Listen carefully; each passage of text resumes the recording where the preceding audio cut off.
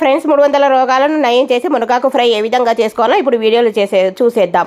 ముందుగా మునగాకును ఫ్రెష్గా కడిగి పెట్టుకున్న తర్వాత పచ్చి కొబ్బరి, నానబెట్టిన పెసరపప్పు, కారం, ఉప్పు, వెల్లుల్లి కావాలి. ముందుగా ఒక మిక్సీ జార్ తీసుకొని అందులో పచ్చి కొబ్బరి, కారం, ఉప్పు, వెల్లుల్లి వేసి ఈ విధంగా మిక్సీ పెట్టుకోవాలి. తర్వాత స్టవ్ మీద ఒక ప్యాన్ పెట్టి నూనె వేడైన తర్వాత ఆవాలు, జీలకర్ర, ఎండుమిర్చి, సన్నగా తరిగిన ఉల్లిపాయలు వేసి బాగా వేయించుకోవాలి.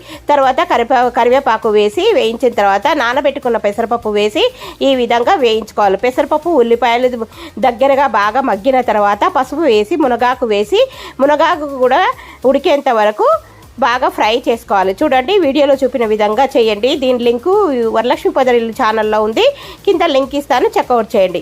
తర్వాత కొద్దిగా ఉప్పు వేసి కలుపుకున్న తర్వాత మనము వెల్లుల్లి, పచ్చి కొబ్బరి, ఉప్పు, కారం వేసి పట్టుకున్నాం కదండి. పచ్చి కొబ్బరి, వెల్లుల్లి, కారం వేసి బాగా కలుపుకోవాలి. వీడియో నచ్చినట్టయితే తప్పకుండా లైక్ చేయండి, షేర్ చేయండి, కామెంట్ పెట్టండి. ఫుల్ వీడియో వరలక్ష్మి పొదరిల్లు ఛానల్లో ఉంది, కింద లింక్ ఇస్తాను, చూడండి.